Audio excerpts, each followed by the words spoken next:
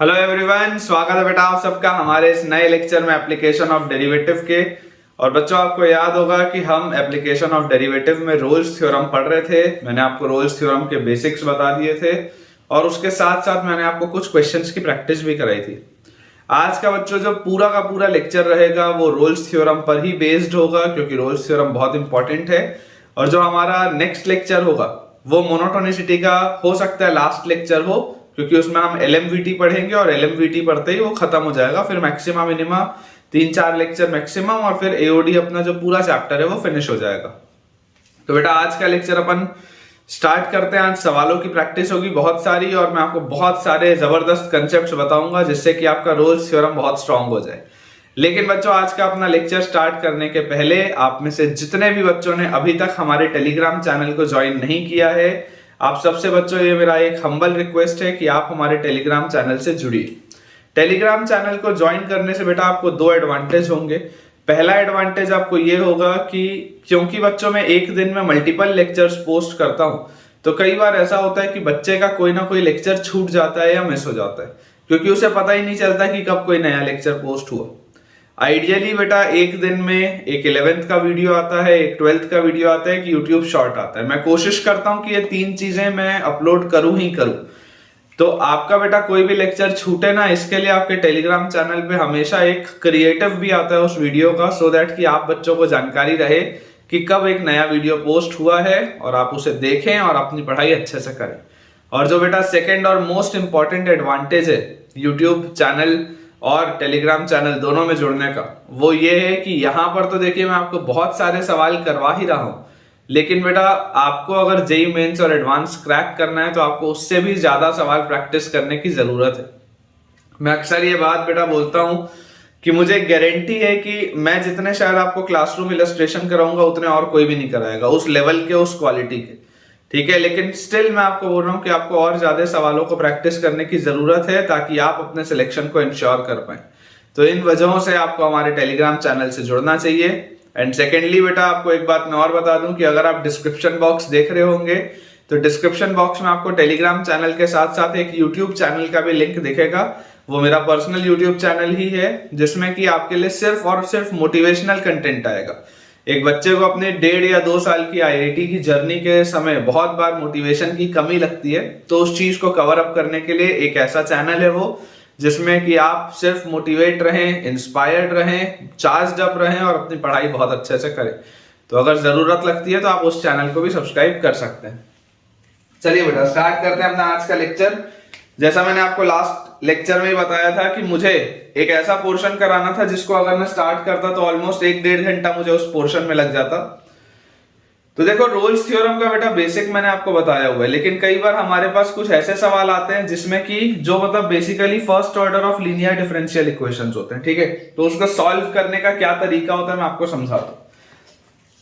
Imagine करिए बेटा, देखो मैंने आपको कंसेप्ट जो समझाया था रोल्स थ्योरम का, मैंने आपको कंसेप्ट क्या समझाया था? मैंने आपको कंसेप्ट ये समझाया था कि अगर मान लीजिए आपको ये प्रूव करना है कि fx is equal to gx for some c, है ना, फॉर सम c, अगर आपको मान लीजिए ये प्रूव करना था, तो अगर आपको ये प्रूव करना था तो आपको मैंने तरीका बताया था कि आप fx माइनस gx को कोई नया फंक्शन मान लीजिए hx, आप fx माइनस gx को कोई नया फंक्शन मान लीजिए hx और आप इसको 0 कर दो at x equal to c। तो उसके लिए अपन ने फिर क्या बोला था? अपन ने बेटा बोला था कि अगर आपको hx को 0 करना है तो आप lx एक नया फंक्शन मान लो, आप lx बच्चों एक नया फंक्शन मान लो, and this lx will be integral of hx dx, this lx will be integral of hx dx in closed interval a to b, ठीक है। ये अपन ने नया फंक्शन माना। तो जैसे ही आप इसमें रूल्स लगाओगे तो इसमें बच्चों रूल्स लगाते ही आपको क्या मिलेगा कि there will be some c where l dash c will be 0, और अगर l डैश आप करोगे तो l डैश बेसिकली क्या होगा? दिस विल बी hc, तो hc 0 होगा, और अगर hc 0 होगा तो ऑटोमेटिकली जो आपको प्रूव करना था वो प्रूव हो जाएगा। ये कंसेप्ट था जो मैंने आपको सिखाया था। तो बेसिकली आपको ये वाला फंक्शन निकालना आना चाहिए ना, कि रोल्स अगर आपको लगाना है तो ये hx तो आप निकाल लोगे, लेकिन आप hx को इंटीग्रेट करके जो lx बताओगे ये आपको फंक्शन निकालना आना चाहिए। इंटीग्रेट करके बेटा आपको फंक्शन निकालना आना चाहिए, अदरवाइज होगा नहीं। मैं आपको एक सवाल कराता हूं, उसके थ्रू मैं आपको बेटा ये चीज सिखाता हूं। देखिए जैसे मान लो बेटा अगर आपको कभी प्रूव करना हो किसी इक्वेशन में, है ना, ये कंसेप्ट है, ये मैं आपको कंसेप्ट बता रहा हूं कि अगर मान लो आपके पास किसी सवाल में आ जाए to prove that dy by dx plus p into y is equal to q, ये मान लो आपके पास आ जाता है।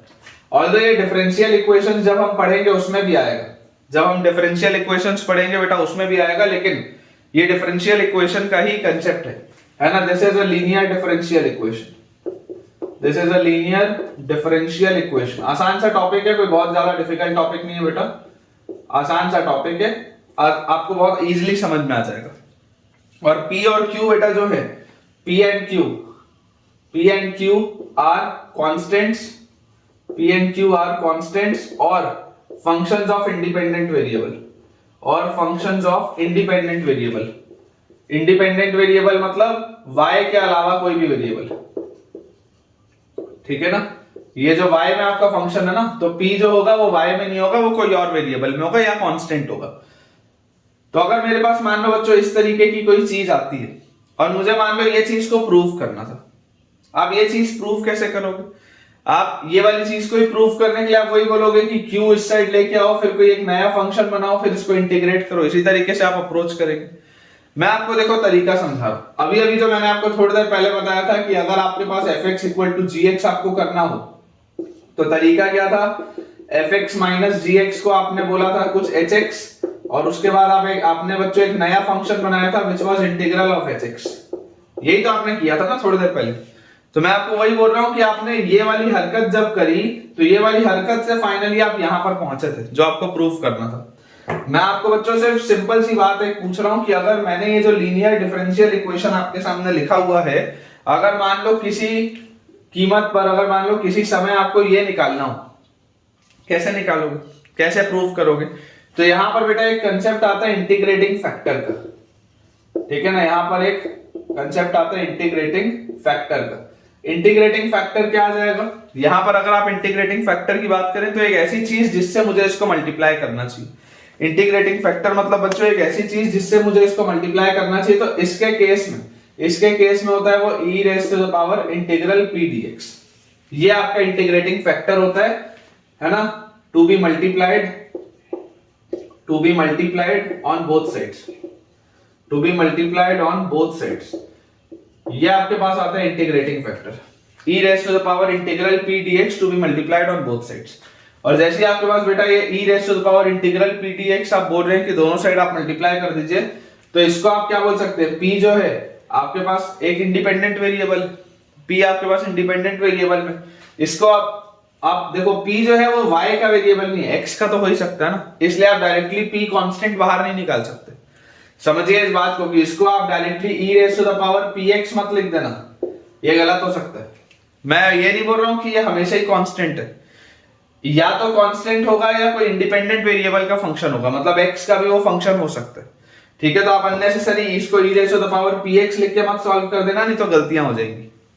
तो हमने क्या बोला, e के पावर इंटीग्रल p dx अगर आप मल्टीप्लाई करें तो देखिए e raise to the power integral p dx into dy by dx plus e raise to the power integral p dx into p into y is equal to q into e raise to the power integral p dx।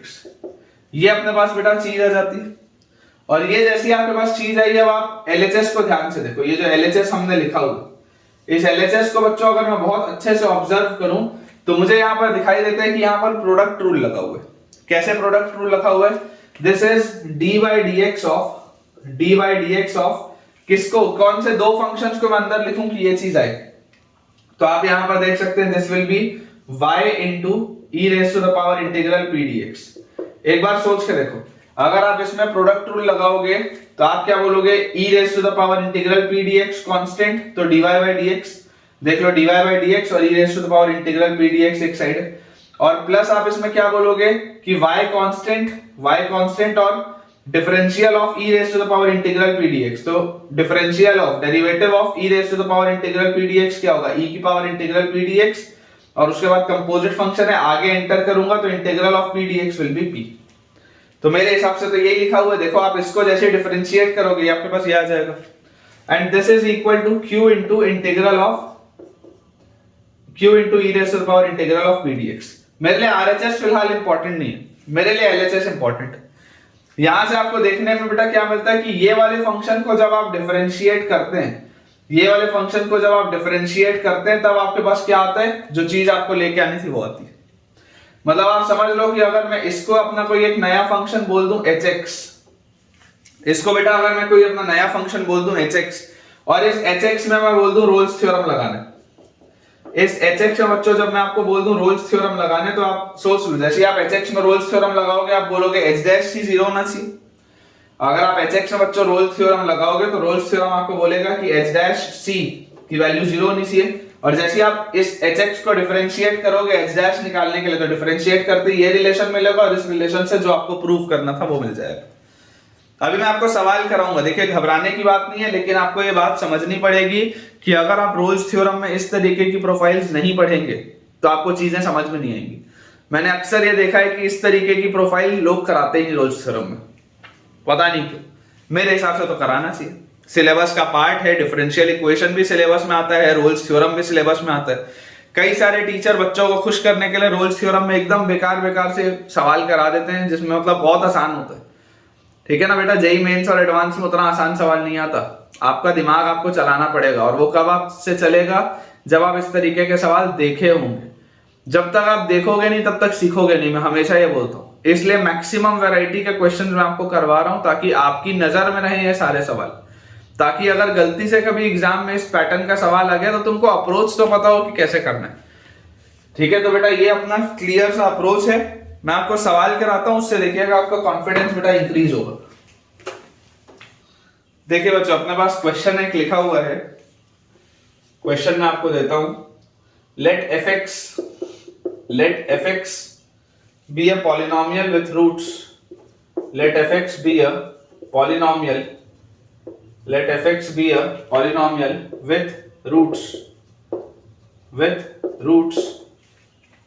a and b। ये एक polynomial है जिसके roots हैं a and b। Prove that there exist. अब ये prove में है, लेकिन ऐसा सवाल बहुत आसानी से कन्वर्टेबल है बेटा, ऑप्शन में भी आ सकता है, न्यूमेरिक रिस्पांस में भी आ सकता है। Prove that there exists some c belonging to a to b। prove that there exists some c belonging to a to b such that prove that there exists some c belonging to a to b such that, अपने पास बच्चों लिखा हुआ है यहाँ पे f dash x plus 100fx equal to 0 such that at x equal to c f dash x plus 100fx is equal to 0। और दूसरा हमारे पास है f dash x plus 1 by 1 plus x square into fx equal to 0। ठीक है ना। अभी तक बेटा जेईई एडवांस में इस प्रोफाइल का सवाल आया नहीं है, लेकिन आ सकता है, बिल्कुल आ सकता है। चलिए अप्रोच समझते हैं बेटा अपना इसका।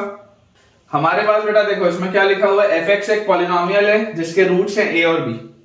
तो आपको बच्चों ये बात तो समझ में आनी चाहिए कि fa और fb दोनों का वैल्यू 0 है। fa और fb दोनों का वैल्यू 0 है क्योंकि fx एक पॉलिनोमियल है जिसके रूट्स है a और b।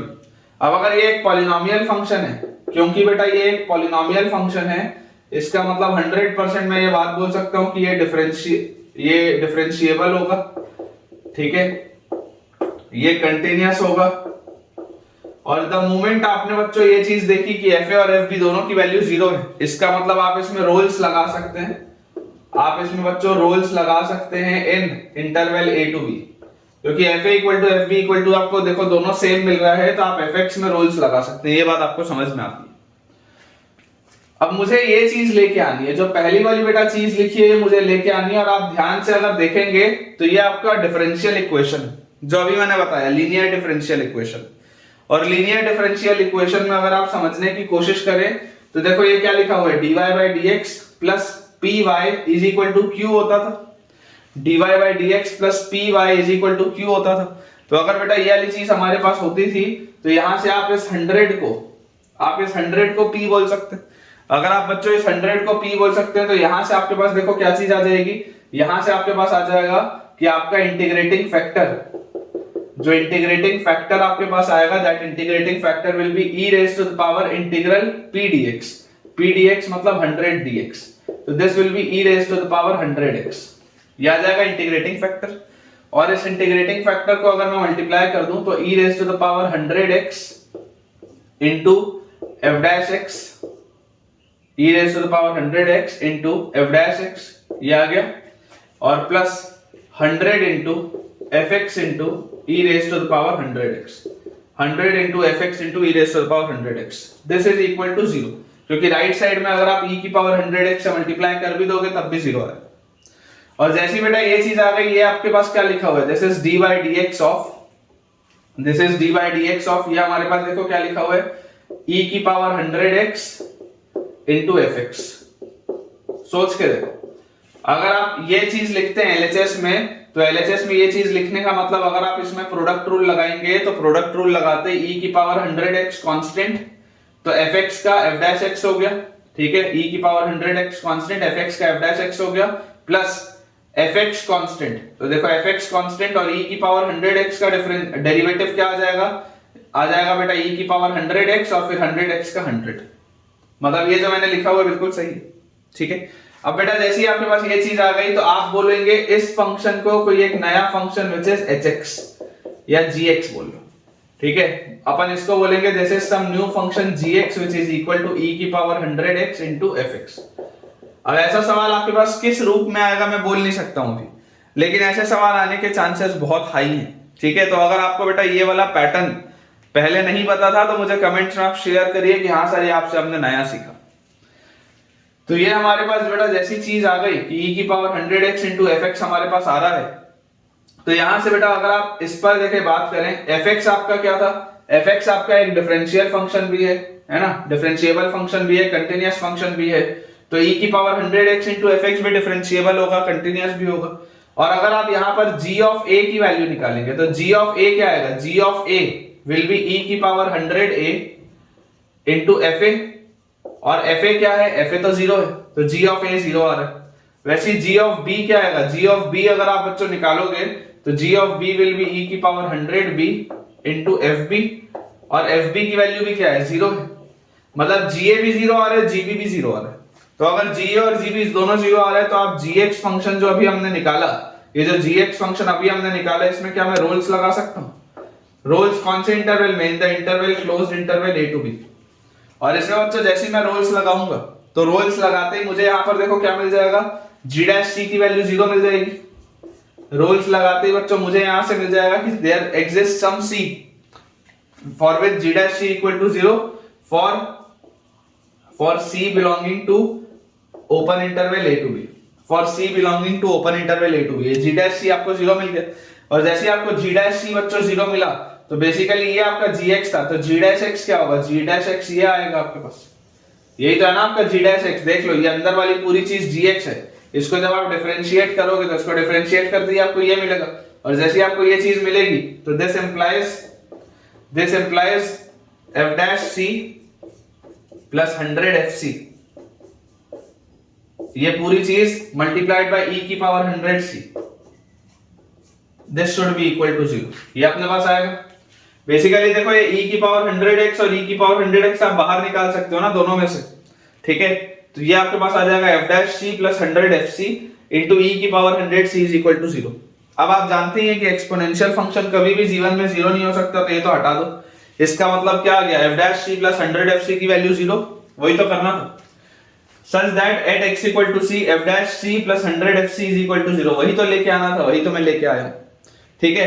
अब आपसे अगर इसमें सवाल पूछेगा तो इस फंक्शन पे वो सवाल पूछ सकता है, ये वाला एक बार अगर आपने मान लीजिए आपसे उसने फंक्शन निकलवा लिया तो इस फंक्शन पे सवाल बन सकता है, ठीक है।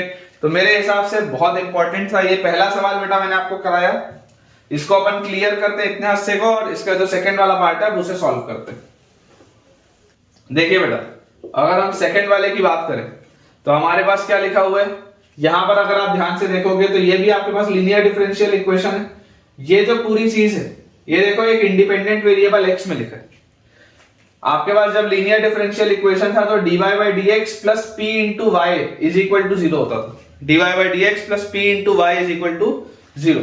ये आपके पास x के फॉर्म में, fx के फॉर्म में नहीं है, ये आपके पास x के फॉर्म में। तो आप यहां से देखिए क्या लिख सकते हैं, अगर आप इसको p बोलेंगे तो आपके पास जो इंटीग्रेटिंग फैक्टर आ जाएगा that will be e raised to the power integral p dx, है ना, मतलब कि e raised to the power integral p की जगह 1 by 1 plus x square dx। और यार dx by 1 plus x square तो मैंने पढ़ा है इंडेफिनिट में, क्या होता है ये, tan इनवर्स x होता है, तो e raised to the power tan inverse x, ये आपके पास इंटीग्रेटिंग फैक्टर है। तो जो इंटीग्रेटिंग फैक्टर होगा आप उसको जैसे इसमें मल्टीप्लाई करेंगे तो आपके पास आ जाएगा this implies e raised to the power tan inverse x into f dash x, e raised to the power tan inverse x into हमारे पास आ जाएगा f dash x और plus e raised to the power tan inverse x into 1 by 1 plus x square into fx, this is equal to 0। क्योंकि right side में जब आप e की power tan inverse x से मल्टीप्लाई कर भी देंगे तो इट डज नॉट मैटर। जैसी बेटा ये चीज हमने लिखी, यहां से देखो आप इसको क्या लिख सकते हो, this is basically d by dx of, ये किसका डेरिवेटिव लिखा हुआ है, तो ये लिखा हुआ है fx into e raised to the power tan inverse x, fx into e raised to the power tan inverse x का दिस इज इक्वल टू 0 लिखा है। क्योंकि अगर आप इसमें प्रोडक्ट रूल लगाएंगे fx कांस्टेंट, e की पावर tan इनवर्स x का e की power tan inverse x composite function है, tan इनवर्स x का 1 by 1 plus x स्क्वायर, और e की power tan inverse x constant fx का f dash x। तो जैसे बेटा आपने इस पे लगाया तो अब आपके पास ये जो फंक्शन आया this will be some new function gx, this will be some new function gx जिस पे मुझे रोल्स लगाना है। तो यार अगर मैं आपसे बात करूं कि अगर gx ये आ गया तो g of a क्या आएगा, g of a will be f of a into e raised to the power tan inverse a। तो fa का वैल्यू देखो 0 है तो g of a तो 0 आ गया। फिर g of b will be fb into e raised to the power tan inverse b, ये भी आपके पास 0 आ गया। तो बेटा अगर ga भी 0 है gb भी 0 है, इसका मतलब आप gx जो फंक्शन है, gx फंक्शन देखो आपका, अगर fx फंक्शन आपका डिफरेंशिएबल और कंटीन्यूअस था और e के पावर वाला फंक्शन है वो भी आपके पास डिफरेंशिएबल और कंटीन्यूअस होगा, तो gx में आप रोल्स लगाएंगे और gx में जैसे आप रोल्स लगाएंगे तो this implies there exist some c such that g dash c will be equal to 0 for some c in a to b। और जैसे ही बेटा g dash c की वैल्यू मेरे पास 0 आ गई तो g dash c की वैल्यू 0 आते ही मतलब क्या हो जाएगा, ये वाला आपका जो फंक्शन है दिस इंप्लाइज, यहां से मैं लिख देता हूं e की पावर tan इनवर्स c, इसको बाहर, और e की पावर tan इनवर्स c के बाद f dash c plus 1 by 1 plus c square into fc is equal to 0, f dash c plus 1 by 1 plus c square into fc is equal to 0। देख लो same relation तो आ रहा है ना। ये वाली चीज तो बेटा कभी भी 0 नहीं हो सकती, एक्सपोनेंशियल फंक्शन है, तो आपके पास जो बचा हुआ है f dash c plus 1 by 1 plus c square into fc is equal to 0, यही तो रिलेशन है। ठीक है, तो अप्रोच बेटा क्लियर होना चाहिए। ऐसे वाले सवाल आज के लेक्चर में बहुत बार आपको मिलेंगे, अगर आपके कंसेप्ट्स क्लियर होंगे तभी आपसे ऐसे सवाल पेपर में सॉल्व हो पाएंगे। नेक्स्ट अपने पास बच्चों सवाल लिखा हुआ है, typical JEE advance level question है। ठीक है, this is a typical JEE advance level सवाल, जबरदस्त क्वेश्चन है, मजा आएगा आपको। ठीक है, स्टार लगा लो इसमें, जबरदस्त सवाल है। Let fx be a non-constant, be a non-constant, constant नहीं है ये function, let fx be a non-constant thrice differentiable, ठीक है, let fx be a non-constant, मतलब प्रोफाइलिंग देखो सवाल की, let fx be a non-constant thrice differentiable function defined on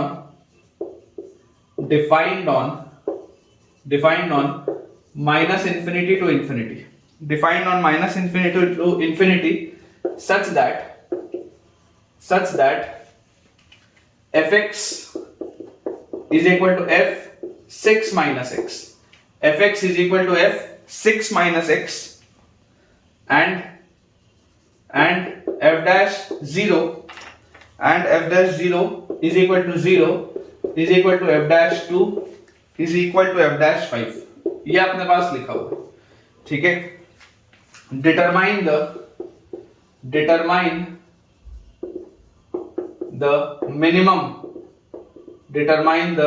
minimum number of zeros, determine the minimum number of zeros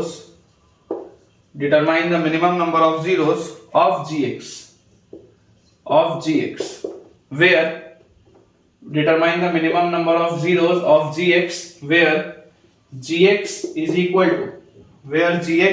to f double dash x का square plus f dash x का square plus f dash x into f triple dash x, ठीक है। Thrice differentiable है ना f triple dash x in the interval, कौन से interval का बच्चों बात हो रही है? इन द इंटरवल क्लोज्ड 0 से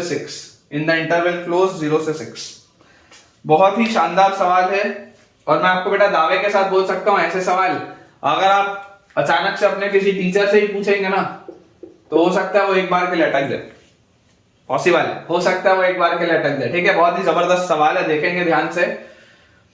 अब प्रोफाइलिंग देखो, मतलब ऐसा सवाल जब बच्चा देखता है ना एग्जाम में तो देख के डर जाता है कि यार ये क्या लिख दिया, थ्राइस डिफरेंशिएबल, नॉन कांस्टेंट, ये क्या लिखा हुआ है यार ये सब। लेकिन बहुत आसान सा सवाल है, कैसे आपने वो ब्रेक करना है सवाल को। नॉन कांस्टेंट फंक्शन है, ठीक है, मतलब कोई एक अच्छा सा फंक्शन होगा। थ्राइस डिफरेंशिएबल है, मतलब आप इसको 3 दफे डिफरेंशिएट कर सकते हैं। दिख भी रहा है यहाँ पे ट्रिपल डैश है। Defined on all real numbers, तो पहली लाइन तो बेकार लिखी, पहली लाइन का आपको सवाल में कोई यूज नहीं आएगा क्योंकि जो जो था वो लिख दिया गया। ये एक इंपॉर्टेंट चीज दिख रही है लिखी हुई आपको, ये एक फंक्शनल रूल आपके पास लिखा हुआ है कि fx is equal to f6 minus x, ये एक काम की चीज है। एक फंक्शनल रूल लिखा है fx is equal to f6 minus x, और उसके बाद दूसरी काम की चीज हमारे पास ये लिखी हुई है कि f'0 is equal to f'2 is equal to f'5, ये एक काम की चीज है। अब देखो मैंने आपको बेटा बताया, अब इस सवाल में आपको रोल्स थ्योरम की फील क्यों आनी चाहिए। जब भी आपसे मिनिमम नंबर ऑफ जीरोस पूछा जाए, जब भी आपसे मिनिमम नंबर ऑफ बच्चों जीरोस पूछा जाए, आपका दिमाग रोल्स थ्योरम की तरफ जाना चाहिए, क्योंकि रोल्स थ्योरम ही वो चीज है जो मिनिमम नंबर ऑफ जीरोस बताता है डेरिवेटिव फंक्शन के, डिफरेंशिएबल फंक्शंस के, ठीक है। तो आपके पास लिखा हुआ है determine the minimum number of zeros of g x where g x आपके पास ये फंक्शन है, ठीक है। इसको अगर आप बेटा थोड़ा सा सिंप्लीफाई करके देखो, ऑब्जर्वेशन का खेल है पूरा का पूरा। क्या जीएक्स को मैं थोड़ा ध्यान से समझेंगे, क्या बेटा जीएक्स को मैं D by D x of ऐसा लिख सकता हूं क्या, F dash x into F double dash x, सोच के देखो, ऐसा इसको लिख सकते हैं क्या? पूरा ऑब्जर्वेशन का खेल है, आधे से ज्यादा लोग ये ऑब्जर्व ही नहीं कर पाते, आधे से ज्यादा लोग बेटा ये ऑब्जर्व ही नहीं कर पाते। अब आप में से कुछ बच्चों के मन में सवाल उठ रहा होगा कि सर ये हमको कैसे पता चलेगा। अगर उठ रहा है तो समझ लो अपन कनेक्ट बेटा कर पा रहे हैं। तो बेटा ये चीजें आपको देखो, आप समझो, प्रैक्टिस से भी आता है, प्लस मैं बोल रहा हूं कि एडवांस लेवल का सवाल। पेपर में हर सवाल हर बच्चे से बनने वाला नहीं होता, कुछ सवाल ऐसे होते हैं जो सिर्फ टॉपर बच्चा ही बने, ठीक है। मैं आपको ये सब सवाल करवा क्यों रहा हूं, ताकि आपको एटलीस्ट आइडिया रहे कि अगर इस पैटर्न का आपके पास कोई सवाल आया तो अप्रोच कैसे करना है, ठीक है ना। तो देखो ये अपने पास बच्चों लिखा हुआ है, ये आपका फंक्शन बन गया पूरा। आप अगर देखो f' को कांस्टेंट रखोगे तो f' को कांस्टेंट रखते डबल डैश का ट्रिपल डैश हो जाएगा डिफरेंशिएट करने पे, और फिर f" अगर आप कांस्टेंट रखोगे तो f' का f" हो जाएगा, तो ये भी f', ये भी f', तो f" का स्क्वायर हो जाएगा। मतलब जो मैंने लिखा है वो बिल्कुल सही है। मैं आपको बोलता हूं मुझे जो भी ध्यान देना है वो अंदर वाली इस चीज पर ध्यान देना है। अगर मैं इस पर ध्यान दे दिया तो उसके डेरिवेटिव का तो मैं निकाल ही दूंगा। मेरा पर्पस अब इधर है, gx अगर ये चीज लिखी हुई है तो मैं इस पहले अंदर वाली चीज को देखता हूं ना। मुझे basically minimum number of zeros of gx बताना है। gx ये फंक्शन है, इसका डिफरेंशियल है ना, इसको आप डिफरेंशिएट करोगे तो ये आपके पास आएगा। तो मैं बोलता हूं पहले अपन अंदर वाले को देखते हैं, पहले अपन अंदर वाले की तरफ ध्यान देते हैं। मेन अंदर वाला ही, अंदर वाले का अगर आपको मान लो मिल गया कितने रूट्स हैं तो उसके भी मिल जाएंगे, कोई बहुत बड़ी बात नहीं। देखो आपके पास फंक्शनल रूल क्या है, आपके पास बच्चों फंक्शनल रूल है, फंक्शनल रूल हमारे पास यहां पर दिया हुआ है fx is equal to f6 minus x। अगर मैं इसको डिफरेंशिएट करूं तो यहां से मेरे पास आ जाएगा f dash x is equal to, differentiate करते एफ डैश 6 माइनस एक्स और कंपोजिट फंक्शन अंदर घुसूंगा तो माइनस एक्स का विद माइनस साइन, ये आ जाएगा मेरे पास। एफ डैश एक्स की वैल्यू मेरे पास आ जाएगी माइनस एफ डैश एक्स की वैल्यू आ जाएगी minus f dash 6 minus x, ठीक है। आपको देखो यहां पर दिया हुआ एफ डैश 0 की वैल्यू 0 है, मतलब अगर आप यहां पर x की वैल्यू 0 रखते हैं तो आपके पास आ जाएगा f dash 0 is equal to minus f dash 6 minus 0 is 6, ये आपके पास आ जाएगा, ये चीज आपके पास आ जाएगी। और एफ डैश 0 की वैल्यू क्या है, 0 है। एफ डैश 0 की वैल्यू 0 है, मतलब एफ डैश 6 की वैल्यू भी 0 आ गई यहां से, ठीक है। उसके बाद अगर आप x की वैल्यू मान लीजिए रखते हैं यहां पर 2, तो x की वैल्यू 2 रखते ही आपको क्या मिलेगा, एफ डैश 2। एफ डैश 2 क्या होगा, F dash 2 will be minus f dash 6 minus 2 is 4, और एफ डैश 2 भी 0 है, तो अगर एफ डैश 2 0 है तो एफ डैश 4 भी देख लो 0 आ रहा है। सिमिलरली अगर आप x की जगह बेटा 5 रख देते हैं, x की जगह 5, तो यहां पर आपके पास आ गया एफ डैश 5, और अगर आपके पास एफ डैश 5 आ रहा है तो एफ डैश 5 रखते 6 माइनस 5 है माइनस एफ डैश 1, और अगर ये 0 है तो अगर एफ डैश 5 0 है तो एफ डैश 1 भी 0 होगा। मतलब इसका क्या है बेटा, इसका मतलब ये है कि एफ डैश वाला जो फंक्शन है वो 0 पर 0 हो रहा है, 6 पर 0 हो रहा है, 2 पर 0 हो रहा है, 4 पर 0 हो रहा है, 5 पर 0 हो रहा है, 1 पर 0 हो रहा है। अक्सर यहां तक भी बच्चे कर लेते हैं, इसके बाद भी एक गलती है, इसके बाद भी एक गलती है, एक ऐसा पॉइंट और है जिस पर ये 0 हो रहा है, एफ डैश वाला फंक्शन, एक ऐसा पॉइंट और है। कौन सा वो पॉइंट है, आप जरा सोच के देखो बेटा, है ना। यहां पे मैं स्टार लगा देता हूं, इससे बच्चे से गलती होती है। अगर आप ध्यान से देखोगे पुट x इक्वल टू 3, ये मिस्टेक होता है यहां पे। ये आपके पास सवाल में कंडीशन दी हुई थी तो इससे आपने ये निकाल लिया, लेकिन ये बच्चा नहीं सोच पाता। ये मतलब 0.01% बच्चा होता है जो शायद ये चीज सोच सके कि सर x की वैल्यू 3 अगर रखेंगे तो एफ डैश 3 की वैल्यू हमारे पास आ जाएगी माइनस एफ डैश 3 के बराबर, इसका मतलब ट्वाइस ऑफ एफ डैश 3 की वैल्यू आ जाएगी 0 के बराबर, इसका मतलब एफ डैश 3 की वैल्यू आ जाएगी 0 के बराबर। तो आप बच्चों मुझे ये सोच के बताओ कि आपका जो एफ डैश फंक्शन है, मैं एफ एक्स की बात नहीं कर रहा हूं, एफ एक्स थ्राइस डिफरेंशिएबल था, नॉन कांस्टेंट था, सब ठीक है। आपका जो एफ डैश फंक्शन है वो कितनी बार 0 हो रहा है। हम देखो ग्राफ बना सकते हैं एफ एक्स का भी। अगर ये मान लो एफ एक्स का ग्राफ होता, अगर ये एफ एक्स का ग्राफ होता तो एफ डैश यहां पर 0 होता। अगर ये एफ एक्स का ग्राफ होता तो इन पॉइंट्स पे आपका एफ डैश क्या होता, 0 होता, क्योंकि स्लोप 0 आ रहा है। ये बात आपको आती है समझ में कि अगर आपके पास एफ एक्स का ये ग्राफ ना बनाता तो एफ डैश यहां पर 0 आता, जहां जहां पर आपके पास स्लोप की वैल्यू क्या आ जा रही है, 0 आ रही है। लेकिन मैं आपको बोलता हूं कि मैं एफ एक्स का ग्राफ बनाने में इंटरेस्टेड नहीं हूं।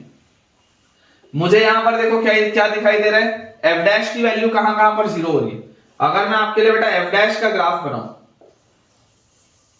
अगर मैं आपके लिए बच्चों एफ डैश का ग्राफ बनाऊं तो आप मुझे जरा सोच के बताओ, एफ डैश की वैल्यू 0 पर 0 हो रही है, ठीक है, एक जगह 0 पर 0 हो रही है, उसके बाद 1 पर भी एफ डैश की वैल्यू 0 हो रही है, उसके बाद 2 पर भी एफ डैश की वैल्यू 0 हो रही है, फिर 3 पर भी बेटा एफ डैश की वैल्यू देखो यहां पर आ रही है 0, उसके बाद 4 पर भी 0 है, 5 पर भी 0 है और 6 पर भी 0 है।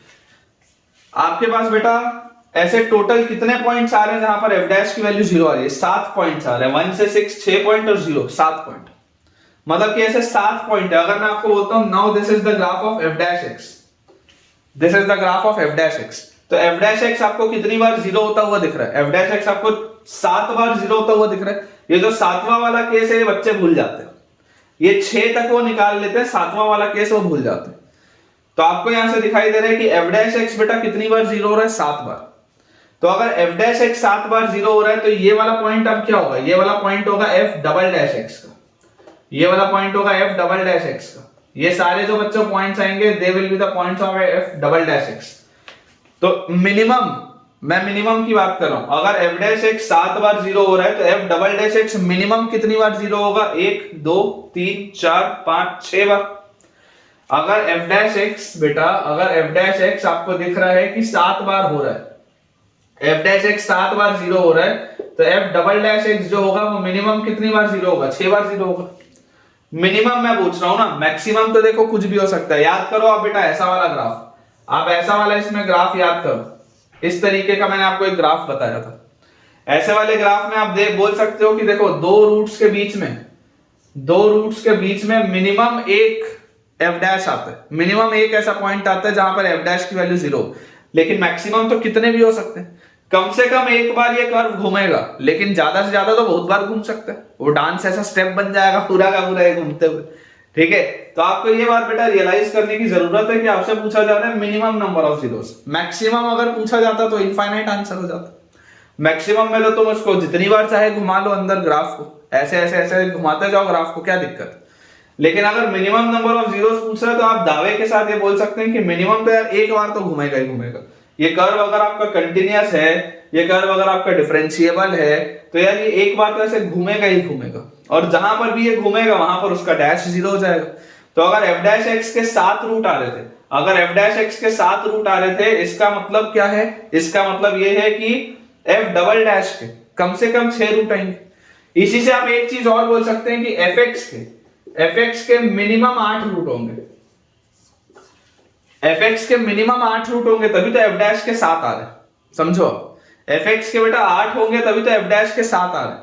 ठीक है, और एफ डैश के अगर 7 आ रहे हैं, मिनिमम भी क्यों 8 ही होंगे, आप ऐसे बोलो इसको 8 होंगे एफ एक्स के, तभी तो एफ डैश के 7 आ रहे हैं। आपके एफ एक्स से पूछा नहीं जा रहा है रूट्स, लेकिन पूछ सकता था। एफ एक्स के रूट्स पूछा नहीं जा रहे, लेकिन पूछ सकता था सवाल में, तो आपके पास आंसर उसका 8 आ जाता। एफ एक्स के 8 होंगे तभी तो एफ डैश के 7 आ रहे हैं। अगर एफ एक्स के बेटा 8 रूट होंगे तभी तो एफ डैश आपके पास 7 बार 0 आ रहा है, और अगर एफ डैश आपका 7 बार 0 आ रहा है, इसका मतलब एफ डबल डैश कम से कम 6 बार 0 आएगा। ये बात अपने को देखो समझना जरूरी है। ठीक है ना, एफ एक्स अभी मैं मिटा देता हूं क्योंकि पूछा नहीं गया तो बच्चे कंफ्यूज होंगे, लेकिन और इस ग्राफ को भी मिटा देते हैं, ये अननेसेसरी का कंफ्यूजन ना हो, ये मैं आपको समझाने के लिए बस बता रहा हूं। तो हमको यहां से दिखाई देता है कि बेटा एफ डैश के अगर 7 रूट्स आ रहे हैं तो एफ डबल डैश के मिनिमम 6 रूट्स आएंगे। तो आपसे देखो क्वेश्चन क्या पूछा जा रहा है, F dash into F double dash, F dash into F double dash ये आपके पास है, और उसका भी डैश पूछा जा रहा है। तो देखो आपके पास बेटा अगर एफ डैश एक्स 7 बार 0 हो रहा है, एफ डबल डैश एक्स अगर 6 बार 0 हो रहा है, तो ये दोनों का प्रोडक्ट कितनी बार 0 होगा, 13 टाइम्स 0 होगा। 42 मत बोल देना आंसर, 7 इंटू 6 नहीं करना है भाई साहब, समझिए बात को, 7 इंटू 6 नहीं करना है। आप सिर्फ इस बात को समझिए कि एफ डैश एक्स कितनी बार आपको 0 होता हुआ दिख रहा है, 7 बार 0 हो रहा है, मतलब ऐसे 7 पॉइंट्स आएंगे, ऐसे 7 पॉइंट्स आएंगे अलग अलग। जब आप फैक्टर लिखोगे ना, एफ डैश एक्स को जब आप फैक्टराइज करोगे, समझने की कोशिश करो, जब आप इसको फैक्टराइज करोगे तो आपको ऐसे 7 अलग अलग फैक्टर दिखेंगे जिसमें एफ डैश एक्स 0 हो रहा होगा, तो वो 7 पॉइंट्स आएंगे।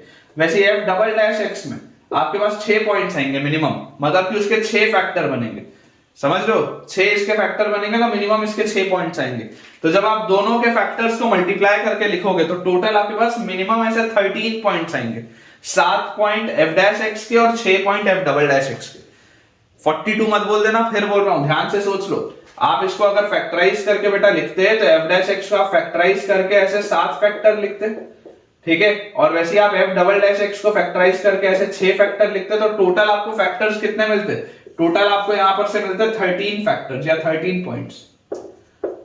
अब अगर आपको बेटा ये अंदर वाले फंक्शन को दिख रहे हैं कि अंदर वाला ये जो पूरा फंक्शन था, ये जो बेसिकली लिखा हुआ था, वो बेसिकली ये पूरी चीज लिखी हुई थी, तो ये जो अंदर वाला फंक्शन है, अंदर वाला फंक्शन आपका कितने दफे 0 हो रहा है, कहां कहां पर उसका क्रिटिकल पॉइंट आ रहा है, तो 13 जगह आ रहा है, 13 जगह, 13 पॉइंट्स पर ये चीज 0 हो रही है। तो अगर बेटा ये 13 पॉइंट्स पे 0 हो रही है तो उसका डेरिवेटिव कम से कम 12 पॉइंट्स पे 0 होगा। आपके पास अगर एफ डैश एक्स 7 बार 0 होता था तो एफ डबल डैश एक्स कम से कम 6 बार 0 होता था, उससे एक कम आता था, कम से कम 6 बार। तो मैं आपको बोल रहा हूं कि अभी अंदर वाला फंक्शन है, मान लो आप इस अंदर वाले फंक्शन को gx मान लो, आप इस अंदर वाले फंक्शन को gx मान लो, तो अगर बेटा ये gx वाला फंक्शन 13 पॉइंट्स पर 0 हो रहा है, तो ये जो d by dx of gx है, मतलब g डैश x है, वो g डैश x कितनी बार होगा, इसको g मत मानो, कंफ्यूज हो जाओगे, hx मान लो, hx मान लो, चलो ऐसे hx मान लो। तो अगर आप अंदर वाले फंक्शन को hx मानते हैं, तो अगर hx के बेटा 13 पॉइंट्स आ रहे हैं, तो dy dx ऑफ hx क्या होगा, h डैश x, तो h डैश x के आपके पास कितने मिनिमम पॉइंट्स आ जाएंगे, 12, तो आंसर अपने पास आ जाएगा 12। ठीक है, जो पूछा जा रहा है determine the minimum number of zeros of gx, इसके मिनिमम नंबर ऑफ जीरोस, तो इसके मिनिमम नंबर ऑफ जीरोस कितने होंगे, 12, कम से कम 12 जगह वो 0 हो रहा होगा, कम से कम 12 उसके रूट्स होंगे। समझ आ रही है बेटा बात, बहुत ही इंपॉर्टेंट कंसेप्ट है, और अगर आपको ये चीज पसंद आई हो तो यार एक जबरदस्त आप अपना कमेंट लिख के मुझे बताइए, ठीक है। मेरे हिसाब से this is again an awesome question, और जितने भी बच्चों को अच्छा लगा हो मैं एक्सपेक्ट करता हूं कि कमेंट में मुझे एक जगह ऑसम कोई तो बच्चा लिख के बताए अगर उसको पसंद आया हो तो। अगला बच्चों अपने पास सवाल लिखा हुआ है, अब ये तो जेई का ही सवाल है, कौन से साल आया था मुझे याद नहीं है, लेकिन जेई एडवांस का सवाल है, ठीक है। जेई एडवांस का सवाल है, शायद 2020 का, याद नहीं है लेकिन है जेई का सवाल। लिखा हुआ है for a polynomial gx, for a polynomial gx, for a polynomial gx with real coefficients, for a polynomial gx with real coefficients, let mg denote the number of distinct, let mg denote the number of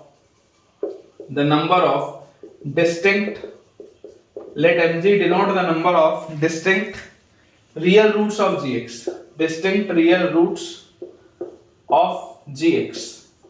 ठीक है। mg denote the number of distinct real roots of gx. suppose s is the set of polynomials,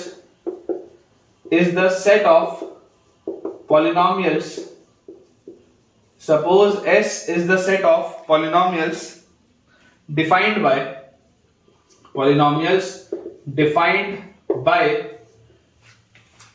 S is equal to, आपके पास लिखा हुआ है x square minus 1 का whole square, S is equal to x square minus 1 का whole square into a0 plus a1x plus a2x square plus a3x cube, a0 plus a1x plus a2x square plus a3x cube, ये आपके पास s लिखा हुआ है।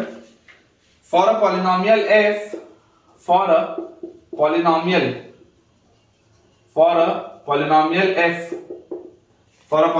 f, find the minimum value of, find the minimum value of for a polynomial f, find the minimum value of mf dash plus mf double dash। ये बच्चों अपने पास सवाल है। अगेन मैं आपको बोलूंगा स्टार लगा लो, बहुत ही अच्छा सवाल है। अब जेई का सवाल है तो आपको देखो दिखाई भी देता होगा कि प्रोफाइलिंग जो है जेई के पेपर में बेटा, बस सवाल की बनावट जो होती है ना, प्रोफाइलिंग जो मैं बोलता हूँ, बनावट बहुत खतरनाक होती है। सवाल उतना खतरनाक नहीं होता, लेकिन उसका अपीयरेंस इस तरीके का होता है ना कि एक नॉर्मल बच्चा देख के घबरा जाए कि यार ये हो क्या रहा है, क्या लिख दिया है। देखो आपके पास एक पॉलिनोमियल फंक्शन है, ठीक है। सबसे पहली बात तो जैसे आपने देखा कि लिखा गया है मिनिमम वैल्यू आपसे पूछी जा रही है, जहां पर ये जो mg होता था वो number of distinct real roots की बात होती थी। Number of distinct real roots of gx को आप mg बोलते थे। तो mf डैश क्या होगा, mf डैश आपके पास आ जाएगा number of distinct real roots, mf dash will be number of distinct real roots of f dash, यही आएगा। देख लो mg अगर था number of distinct real roots of g, तो mf डैश क्या आएगा, number of distinct real roots of f dash. और वैसे ही mf डबल डैश क्या आएगा, mf डबल डैश आएगा number of distinct real roots of f double dash. ये बच्चों अपने पास लिखा हुआ number of distinct real roots of f double dash. अब जैसे ही हमारे पास बेटा ये वाली चीज लिखी हुई है, आपको समझने की बात है कि यार नंबर ऑफ रूट्स की बात हो रही है, डेरिवेटिव फंक्शन दिया हुआ है, इसका मतलब 100% इसमें रोल्स की तो बात आएगी ही आएगी। तुम बिना रोल्स के तो आगे बढ़ ही नहीं सकते, रोल्स लगेगा ही लगेगा, ये बात आप मान के चलिए। और आप जब जेई का पेपर बेटा देंगे, चाहे मेंस दें चाहे एडवांस दें, रोल्स का सवाल पेपर में आपके आना निश्चित है। इसलिए इस टॉपिक को कमजोर मत छोड़ना। आइदर रोल्स और एलएमवीटी दोनों में से एक सवाल 100% आएगा। आज तक ऐसा नहीं हुआ कि नहीं आया हो, हर साल आता है। तो अगर आपका रोल्स और एलएमवीटी स्ट्रांग है तो आप बोल सकते हैं कि एओडी से जो आपके पास एक सवाल आएगा रोल्स और एलएमवीटी का, वो आपसे बनेगा ही बनेगा। तो ये बात तो समझ में आती है कि इसमें रोल्स तो लगेगा, ठीक है। आपको बोला जा रहा है कि S is the set of polynomials. अब ये जो सारे पॉलिनोमियल्स फंक्शन की बात हो रही है, जो gx एक आपको पॉलिनोमियल दिया हुआ था वो भी इसी सेट का हिस्सा है। तो जो आपके पास पॉलिनोमियल फंक्शंस दिए हुए हैं वो ये लिखे हुए हैं। For a polynomial f find the minimum value of mf dash plus mf double dash. तो बेटा मैं आपको बोलता हूं कि लेट पॉलिनोमियल fx जो होगा वो भी ऑब्वियसली इसी सेट का हिस्सा होगा। एक सेट ऑफ पॉलिनोमियल्स है, बहुत सारे पॉलिनोमियल्स हैं आपके पास। बेसिकली आप देखो जैसे जैसे ये a0, a1, a2, a3 की आप वैल्यूज बदलेंगे आपको नए नए पॉलिनोमियल्स मिलते जाएंगे। समझ रहे हो ना? ये पूरा सेट ऑफ पॉलिनोमियल्स है, तो इस पूरे सेट ऑफ पॉलिनोमियल्स में ये वाली चीज तो फिक्स है। आप जैसे a0, a1, a2, a3 बदलते जाएंगे आपको अलग अलग पॉलिनोमियल्स मिलते जाएंगे। तो यहाँ पर आपके पास लिखा हुआ है लेट fx, अपन ने बेटा मान लिया let fx is equal to x square minus 1 का whole square into a0 plus a1x plus a2x square plus a3x cube. इसी फॉर्मेट का होगा वो भी। मुझे इसकी वैल्यूज नहीं पता, मुझे इसकी वैल्यूज नहीं पता है कि a0 क्या है, a1 क्या है, a2 क्या है, a3 क्या है, मुझे नहीं पता, ना ही मेरा इंटरेस्ट है जानने में। क्योंकि देखो अगर मुझे इसकी एग्जैक्ट वैल्यू दी होती तो मुझसे फिर मिनिमम वैल्यू नहीं पूछते। मिनिमम नंबर ऑफ रूट्स आपसे पूछा जा रहा है ना, एग्जैक्ट रूट्स पूछ रहा है क्या? एग्जैक्ट रूट्स नहीं पूछ रहा। एग्जैक्ट रूट्स कब पूछता? जब आपको a0, a1, a2, a3 सबकी वैल्यूज पता होती। अभी आपको पता है क्या? नहीं पता। तो अगर मुझे नहीं पता इसलिए मुझसे बोल रहे हैं कि मिनिमम कितने रूट्स होने चाहिए। तो यार मैं आपको ये बोलता हूं कि यार ये वाला पूरा फंक्शन, ये वाला जो पूरा फंक्शन है, इस पूरे फंक्शन को अगर मान लो आप कोई फंक्शन बोल दो hx, ये वाले बेटा पूरे चीज को, ये जो x में पूरा चीज लिखा हुआ है, अगर आप उसको कोई फंक्शन hx बोल दो तो आप गारंटी से तो नहीं बोल सकते ना कि hx का रूट होगा ही होगा। गारंटी से कैसे बोलोगे? हो सकता है hx का रूट ना हो। मिनिमम कितने रूट्स होंगे, मैं इसकी बात कर रहा हूं, मिनिमम कितने रूट्स होंगे। तो यार मिनिमम अगर हम बात करें तो यहां से हमको बेटा एक बात समझ में आती है कि x स्क्वायर माइनस 1 का होल स्क्वायर लिखा हुआ है, तो x स्क्वायर माइनस 1 होता है x minus 1 into x plus 1 और उसका स्क्वायर लिखा हुआ है तो इसका स्क्वायर आप ऊपर लिखें और इस पूरे को आप hx बोलते हो। मिनिमम गारंटीड आप कितने रूट्स बोल सकते हैं? तो मिनिमम गारंटीड बेटा अगर हम यहां से देखें तो हमको एक बात यहां से बच्चों समझ में आती है कि यार fx की वैल्यू जो आएगी हमारे पास, fx की वैल्यू ये आ जाएगी। अब जैसे ही fx की वैल्यू ये आ जाएगी, इसके साथ ये hx भी मल्टीप्लाई हो रहा है, लेकिन इसके बारे में आप कुछ अभी कमेंट नहीं कर सकते। इसके बारे में आप बच्चों कुछ भी कमेंट नहीं कर सकते। हो सकता है ये पूरा जीरो हो जाए, आपको थोड़ा ना पता है। अगर मान लो a0, a1, a2, a3 सब जीरो हो गया तो खत्म हो जाएगा ये तो। अदरवाइज तो अगर 100% मान लो ये क्यूबिक होता तो मैं बोल सकता था कि इस क्यूबिक का कम से कम एक रूट तो होगा, इस क्यूबिक का कम से कम ऐसा एक रूट तो होगा, मैं ऐसा बोल सकता था। लेकिन भाई साहब ऐसा भी तो हो सकता है ना, क्यूबिक बचे ही ना, हो सकता है क्वाड्रेटिक हो जाए, हो सकता है लीनियर हो जाए, हो सकता है इतना हिस्सा कांस्टेंट हो जाए। आपको क्या पता, इसके बारे में आप कुछ नहीं बोल सकते। इसके बारे में you can not comment, you can not comment. आप कमेंट किस बारे में कर सकते हैं? आप कमेंट केवल इतने हिस्से के बारे में कर सकते हैं। तो आप यहां से देखिए fx की वैल्यू आ रही है x माइनस 1 का स्क्वायर इंटू x प्लस 1 का स्क्वायर। मतलब कि अगर आप ध्यान से देखेंगे तो आपके पास f माइनस 1 या f1 की वैल्यू देखोगे तो f1 की वैल्यू 0 आएगी, ये बात तो 100% श्योर है। f माइनस 1 की वैल्यू भी 0 आएगी, ये बात भी 100% श्योर है। देख लो आप, f1 की वैल्यू भी 0 आएगी, f माइनस 1 की वैल्यू भी 0 आएगी। और क्योंकि बेटा इनके पास बड़े पावर्स हैं, ये लीनियर फंक्शन नहीं है, this is not a linear dependency. अगर यहां पर सिर्फ x माइनस 1 लिखा होता, ये स्क्वायर नहीं लिखा होता, तो इसको डिफरेंशिएट करते तो आप ये वाला फैक्टर गायब हो जाता। लेकिन यहां पर पावर 2 है, ये बात आप भी समझ रहे हैं कि जब आप इसको बेटा डिफरेंशिएट करेंगे तो x माइनस 1 का फैक्टर आएगा डेरिवेटिव में भी। जब आप इसको भी डिफरेंशिएट करेंगे तो x प्लस 1 का फैक्टर आएगा डेरिवेटिव में भी। तो f1 और f माइनस 1 तो जीरो ही हो रहा है, ऑल्सो f डैश 1 भी जीरो होगा, क्योंकि आप अगर इसको बेटा डिफरेंशिएट करेंगे तो जो भी चीजें आएंगी उसमें, क्योंकि इसका पावर 2 है, तो जब आप एक बार डिफरेंशिएट करोगे तो इसका एक पावर बचेगा। वैसे ही f डैश माइनस 1 भी जीरो होगा क्योंकि इसका पावर 2 है। आप जब इसको डिफरेंशिएट करेंगे तो कम से कम एक फैक्टर इसका बचेगा ही बचेगा। तो ये मैंने बोल दिया, ये मुझे बेटा दिखाई देता है कि f डैश 1 की वैल्यू भी जीरो है और f डैश माइनस 1 की वैल्यू भी जीरो है। अब अगर इन दोनों की ही वैल्यू जीरो है, f डैश 1 भी जीरो है और f डैश माइनस 1 भी जीरो है, तो यार जरा सोच के देखो, आपके पास fx फंक्शन क्या है? एक पॉलिनोमियल फंक्शन है। अगर fx फंक्शन एक पॉलिनोमियल फंक्शन है तो क्या मैं fx फंक्शन में रोल्स लगा सकता हूँ क्या इन द इंटरवल -1 से 1? या f डैश भी जो होगा, अगर ये एक पॉलिनोमियल फंक्शन है तो उसका डैश जो होगा वो भी कंटीन्यूअस और डिफरेंशिएबल होगा, कोई प्रॉब्लम की बात नहीं। ठीक है, तो आप यहां से बोल सकते हैं बेटा कि अगर आपके पास देखो ये एक क्रिटिकल पॉइंट और ये दूसरा क्रिटिकल पॉइंट तो मिल गया, डैश कहां पर 0 हो रहा है, तो f डैश की वैल्यू 1 पर 0 हो रही है और f डैश की वैल्यू -1 पर भी 0 हो रही है। ये बात तो समझ में आती है। अगर मैं इनके बीच में रोल्स लगाऊं, अगर बेटा मैं रोल्स थ्योरम का अप्लाई करूं, अगेन यहां पे मैं स्टार लगाऊंगा क्योंकि ये वाला पॉइंट बच्चों से मिस हो जाता है। ये 2 पॉइंट तो बच्चे लिख लेते हैं, ये वाले 2 पॉइंट से तो बेटा बच्चे लिख लेते हैं इसको आराम से कि इसके डेरिवेटिव में भी 1 आएगा फैक्टर और -1 भी आएगा डेरिवेटिव में, ये इतना लिख लेते हैं।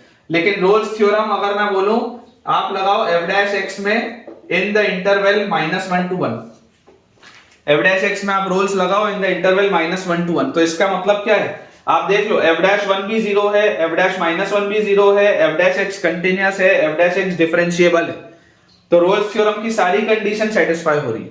तो इसका मतलब इनके बीच में एक c भी आएगा, तो this implies f dash c की भी वैल्यू 0 होगी फॉर c बिलोंगिंग टू -1 से 1, -1 से 1 के बीच में एक c भी आएगा जिसमें ये 0 होगा। इसका मतलब क्या हो रहा है बेटा, इसका मतलब आप समझिए कि अगर आप f डैश x का ग्राफ बनाते हैं, अगर आप f डैश x का बच्चों ग्राफ बनाते हैं, अभी मैं आपके लिए ग्राफ सिर्फ f डैश x का बना रहा हूं, अभी मैं आपके लिए बच्चों ग्राफ सिर्फ f डैश x का बना रहा हूं। देखो आपको f डैश x कितनी बार 0 होता हुआ दिख रहा है, एक बार आपको ये f डैश x 0 होता हुआ दिख रहा है -1 पे, फिर आपको एक बार ये f डैश x बच्चों 0 होता हुआ दिख रहा है 1 पे, 1 पे और -1 पे तो 0 होता हुआ दिख रहा है। ये fx का ग्राफ नहीं है, fx का ग्राफ नहीं है क्योंकि fx का तो ग्राफ खतरनाक सा बनेगा। मैं f डैश x का ग्राफ बना रहा हूं। f डैश x आप गारंटी से क्या बोल सकते हैं कि कम से कम f डैश x 1 पर तो 0 होगा, कम से कम f डैश x -1 पर तो 0 होगा, 100% बोल सकते हैं। और जब आप f डैश x पर रोल्स लगाएंगे तो आप 100% बोल सकते हैं कि यहां कहीं पर बीच में कोई c आएगा, उस c पर भी ये 0 होगा क्योंकि रोल्स थ्योरम अप्लाई हो रहा है, तो c पर भी ये 0 होगा। अब बेटा ऐसा करो, यहां पर रोल्स लगाओ f डैश x पे नहीं, fx पे लगाओ, f डैश x पे इसके बाद लगाएंगे। ठीक है, आप रोल्स लगाओ fx पे, ये वाले स्टेप में आप अगर fx पे रोल्स लगाओगे तो fx देखो f1 भी 0 है, f -1 भी 0 है, fx भी डिफरेंशिएबल है और fx आपका बेटा कंटीन्यूअस भी है, तो fx पे भी रोल्स लगेगा। f डैश पे तो लगेगा ही लगेगा, लेकिन fx पे भी लगेगा। अपन f डैश पर रोल्स अगले स्टेप पे लगाएंगे। तो आप अगर fx पे रोल्स लगाओगे तो आपके पास f डैश c की वैल्यू 0 आ जाएगी। ठीक है ना, ये फंक्शन है तो उसका डेरिवेटिव 0 होगा। तो यहां से आप अगर f डैश x का ग्राफ देखें तो f डैश x का ग्राफ एक बार 1 पर 0 हो रहा है, एक बार -1 पर 0 हो रहा है और एक बार c पर भी 0 हो रहा है। अभी ठीक है ना, यहां पर fx लिख लेना, इसको ठीक कर लेना। तो हमको बेटा दिखाई देता है कि मिनिमम आपके पास 3 ऐसे पॉइंट्स आते हैं, मिनिमम आपके पास ऐसे बच्चों 3 पॉइंट्स आते हैं जहां पर f डैश की वैल्यू 0 हो रही है। कहां पर f डैश 0 हो रहा है, एक बार तो 1 पर हो रहा है, एक बार तो -1 पर हो रहा है और एक बार बेटा c पर भी 0 हो रहा है, और जो c होगा वो -1 से 1 के बीच में ही होगा। तो आपके पास ये देखो, ये जो पूछा गया था minimum value of m f dash plus m f double dash, तो ये तो 3 आ गया आपके पास, कम से कम 3 बार तो f डैश हो ही रहा है 0, मिनिमम इसके 3 रूट्स तो होंगे। अब सोचो जरा f डैश के अगर 3 रूट्स हैं, अगर बेटा f डैश के 3 रूट्स हैं तो f डबल डैश के आपके पास कितने रूट्स आएंगे, f डबल डैश के कम से कम 2 रूट्स आएंगे। अगर f डैश के आपके पास बेटा 3 रूट्स आ रहे हैं तो f डबल डैश के कम से कम आपके पास 2 रूट्स आएंगे। ठीक है, तो जैसे ही आपके पास यहां से बस आंसर आ गया 5, बहुत आसानी से आपके पास देखो आंसर आ गया। ठीक है, इसको बस बेटा आप ध्यान से समझिए कि देखिए आपने जैसी fx का ग्राफ देखा तो fx का ग्राफ तो बहुत खतरनाक सा बनेगा, लेकिन आप गारंटी से क्या बोल सकते हैं, आप गारंटी से बोल सकते हैं कि f डैश का जो ग्राफ होगा, f डैश के ग्राफ में आप गारंटी बेटा ये ले सकते हैं कि f डैश का ग्राफ एक बार 1 पर 0 होगा, एक बार -1 पर 0 होगा और f डैश का ग्राफ एक बार किसी वैल्यू c पर 0 होगा, क्योंकि आप fx में आराम से रोल्स लगा सकते थे। और जैसे ही हमने ये वाला बेटा स्टेप कर लिया तो यार ये वाला स्टेप करते ही हमको यहां से क्या मिल जाता है, हमको यहां से मिल जाता है कि मिनिमम अगर मैं बात करूं तो f डैश के 3 जीरोस तो आएंगे, -1 c एंड 1, और अगर f डैश के मिनिमम 3 जीरोस हैं तो f डबल डैश के मिनिमम 2 जीरोस तो होंगे, उससे ज्यादा भी हो सकते हैं, लेकिन हमसे बात हो रही है मिनिमम की। तो अगर हमने f डैश के मिनिमम 3 कर लिए तो f डबल डैश के फिर मिनिमम बच्चों 2 जीरोस ही आप बोल सकते हैं, उससे ज्यादा आप नहीं बोल सकते। ठीक है, तो अपने पास बेटा टोटल जो इसका आंसर आ जाएगा दैट विल बी 5। अगेन बहुत ही जबरदस्त बेटा ये क्वेश्चन है और ये पर्टिकुलरली जेई का ही सवाल है, ठीक है। तो आप मान सकते हैं कि देखिए इस तरीके के सवाल पेपर में आते हैं, और अगर इस तरीके के सवाल पेपर में आते हैं तो हमारी प्रैक्टिस होनी चाहिए ऐसे सवालों को सॉल्व करने की, अदरवाइज प्रॉब्लम आएगी। नेक्स्ट बच्चों अपने पास सवाल इसमें लिखा हुआ है, late f be a twice differentiable function, let f be a twice differentiable function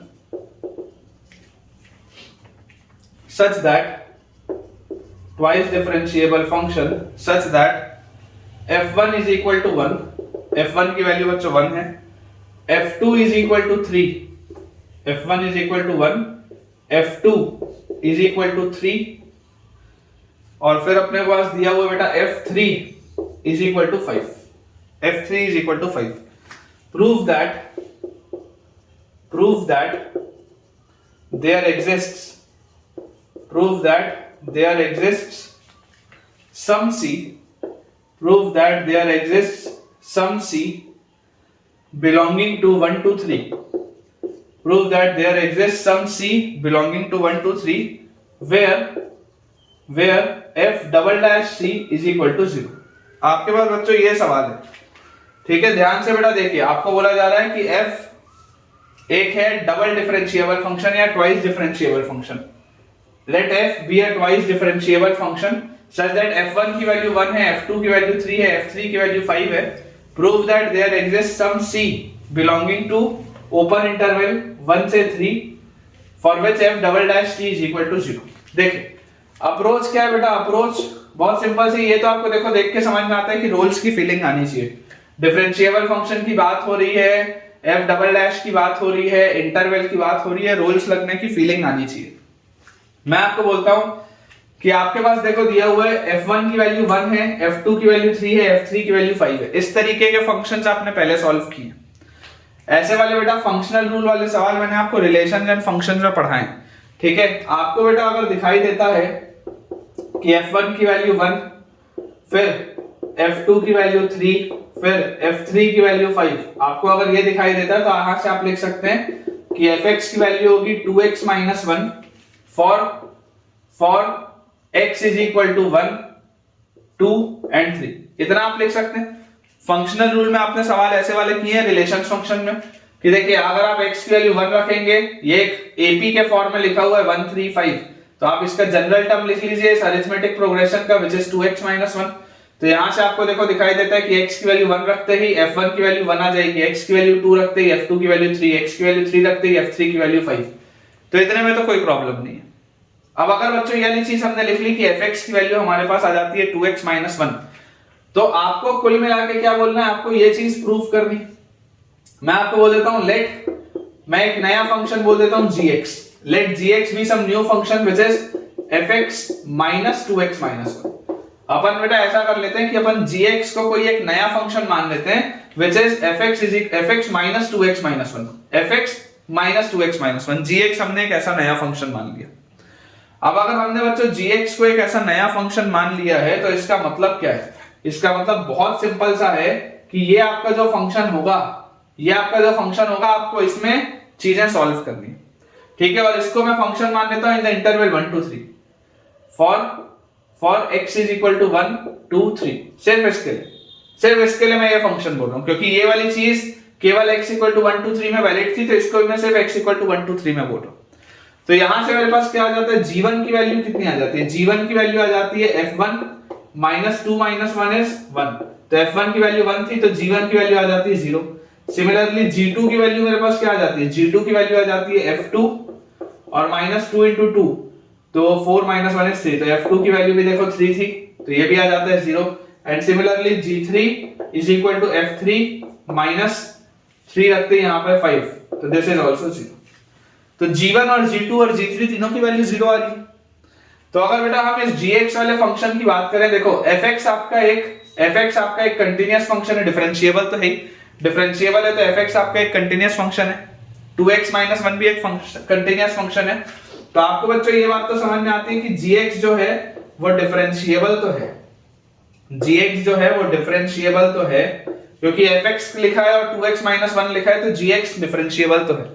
gx आपका कंटिन्यूअस भी है, ठीक है, डिफरेंशिएबल है, तो gx आपका कंटिन्यूअस फंक्शन भी है, क्योंकि fx कंटिन्यूअस फंक्शन है तो gx भी कंटिन्यूअस फंक्शन है, और 2x माइनस 1 भी कंटिन्यूअस फंक्शन है, तो कोई दिक्कत की बात नहीं। अब अगर बेटा gx आपका डिफरेंशिएबल और कंटिन्यूअस फंक्शन है, और अगर आपको दिखाई देता है कि g1 की वैल्यू 0 है, g2 की वैल्यू 0 है और g3 की भी वैल्यू 0 है, मतलब आप रोल्स लगा सकते हो gx फंक्शन में।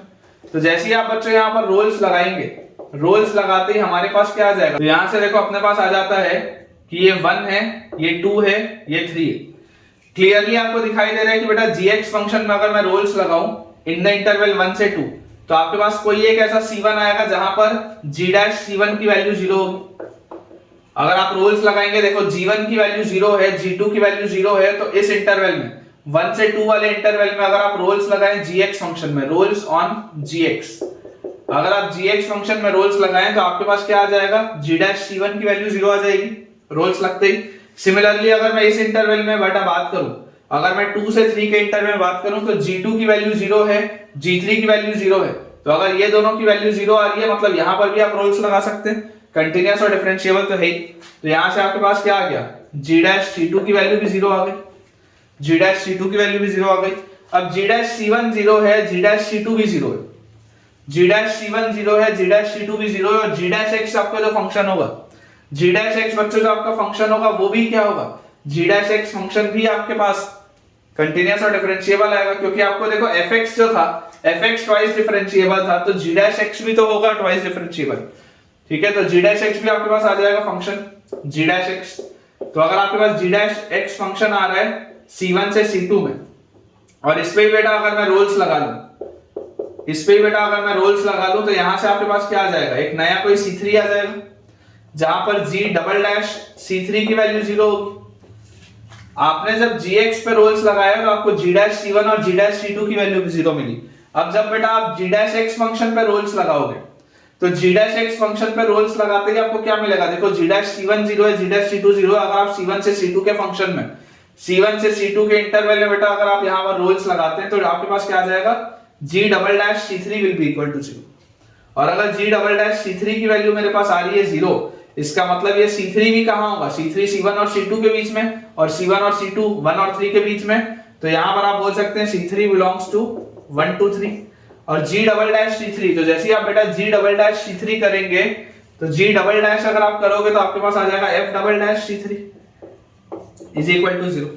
यहां से अगर आप देखोगे g' करोगे तो वो आएगा f'-2, और जब आप g' करोगे तो वो आ जाएगा f'(c3) is equal to 0।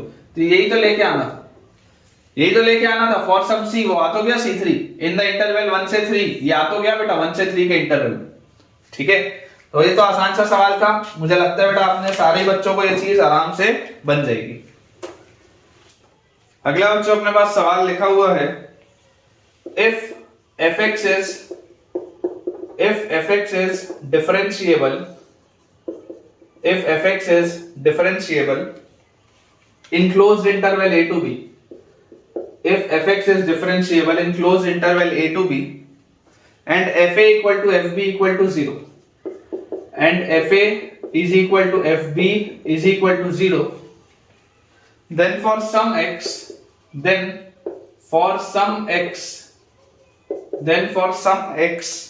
belonging to open interval a to b, then for some x belonging to open interval a to b, prove that then for some x belonging to open interval a to b, prove that पहला आपके पास है f' plus x fx is equal to 0। ये वापस बेटा वही linear differential equations वाली चीजें, थोड़ी सी प्रैक्टिस होना जरूरी है। फिर सेकंड हमारे पास है f' minus x fx is equal to 0। Third अपने पास है बच्चों यहाँ पे f'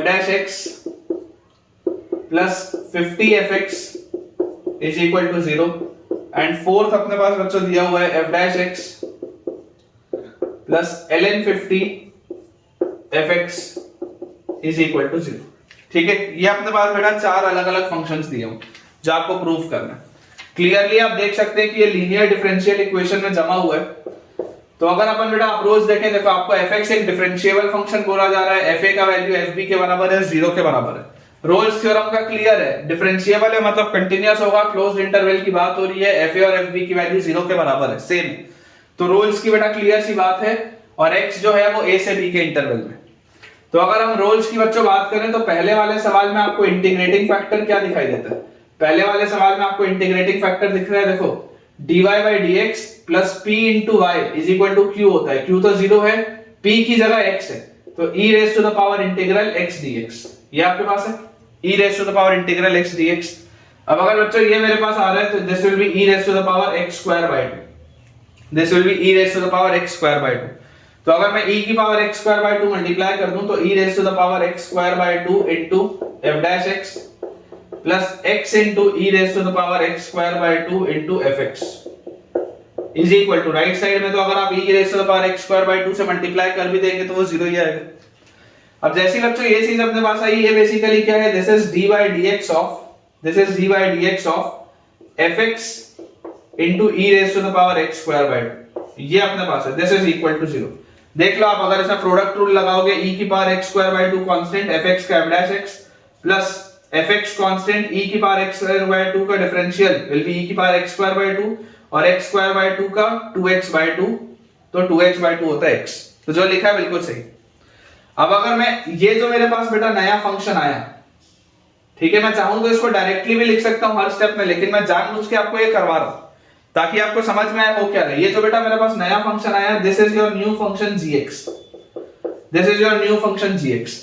तो अगर आपके पास fx एक डिफरेंशिएबल फंक्शन था तो gx भी एक डिफरेंशिएबल फंक्शन दिख रहा है। अगर आपका fx एक कंटीन्यूअस फंक्शन था तो gx भी एक कंटीन्यूअस फंक्शन दिख रहा है। अगर आपके fa और fb का वैल्यू 0 था तो देखो ga रखोगे तो ga भी 0 आ जाएगा और gb भी 0 आ जाएगा, मतलब कि आप gx में रोल्स लगा सकते हैं। आप यहां से क्या कर सकते हैं, आप बच्चों रोल्स ऑन gx फंक्शन लगा सकते हैं in the interval a to b। तो जैसे ही आप रोल्स लगाएंगे, क्योंकि देखो ga और gb भी 0 है, ga रखोगे तो fa आएगा जो 0 है, gb रखोगे तो fb आएगा जो 0 है। तो जैसे ही आप बच्चों रोल्स लगा लोगे on the function gx in the interval a to b, तो यहां से हमारे पास क्या आ जाता है, यहां से हमारे पास आ जाता है there exist some c such that g dash c is equal to 0, है ना। Then for some x in a to b prove that, ये तो देयर एग्जिस्ट सम x, ऐसा लिख लो, there exist some x for x belonging to a to b, there exist some x where g dash x is equal to 0। और अगर बेटा g dash x की value मेरे पास 0 आ रही है, अगर बच्चों g dash x की मेरे पास वैल्यू 0 आ रही है, तो g dash x बेसिकली क्या है, इसका जैसे आप इसका डेरिवेटिव देखेंगे तो इसका डेरिवेटिव तो यही आएगा ना, e की power x square by 2 constant, और आपके पास आ जाएगा अंदर f dash x plus x fx, f dash x plus x fx is equal to 0। ये कभी 0 हो ही नहीं सकता, तो ये आपके पास 0 आ जाएगा जो आपको लेके आना था। बेसिकली रोल्स थ्योरम में इंपॉर्टेंट ये होता है कि आपको कौन से फंक्शन में रोल्स लगाना है। इंपॉर्टेंट बच्चों बात होती है कि हमको कौन से फंक्शन में रोल्स लगाना है, और जब आप रोल्स उसमें लगाते हैं तो फिर वो चीज जनरेट होती है। जैसे आपको ये चीज दिखाई दे रही है तो ये चीज देखकर आपको समझना पड़ेगा कि मुझे रोल्स इस पे लगाना है, ठीक है। वैसे ही सेकंड वाला है, सेकंड वाले में देखो अगर मैं डायरेक्टली बोलूं तो इंटीग्रेटिंग फैक्टर जो मुझे दिखाई देता है, इंटीग्रेटिंग फैक्टर आपके पास आ जाएगा e raise to the power integral of -x dx, तो this will be e raise to the power -x square by 2। अब अगर मैं डायरेक्टली आपको बोलूं तो सेकंड वाले फंक्शन में जो gx आएगा that will be fx into e raise to the power -x square by 2। आपको इसमें रोल्स लगाना है। आप जैसे ही इसमें रोल्स लगाएंगे तो आपको ये चीज मिल जाएगी। ये चीज देख के आपको एक फंक्शन बनाना पड़ेगा जिसमें रोल्स लगाओगे तो ये चीज आपको जनरेट होती हुई दिखेगी। समझ पा रहे हो? आपको बेटा कभी भी प्रूफ दैट वाले सवाल में ये पहले पता होना चाहिए कि करना क्या है, तभी तो समझ में आएगा आपको।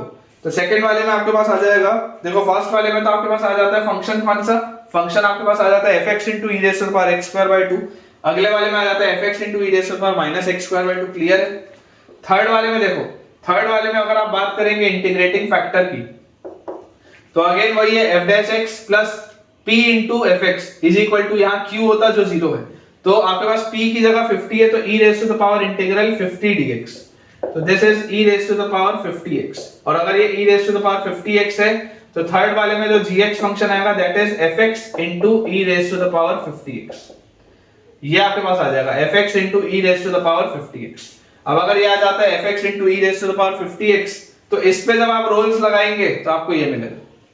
क्योंकि देखो ये सारे फंक्शन बेटा जो मैं बना रहा हूं, ये जो जहां जहां पे मैं बॉक्सेस बना रहा हूं, ये सारे फंक्शंस डिफरेंशिएबल हैं, ये सारे फंक्शंस कंटीन्यूअस हैं, इनमें कोई प्रॉब्लम नहीं।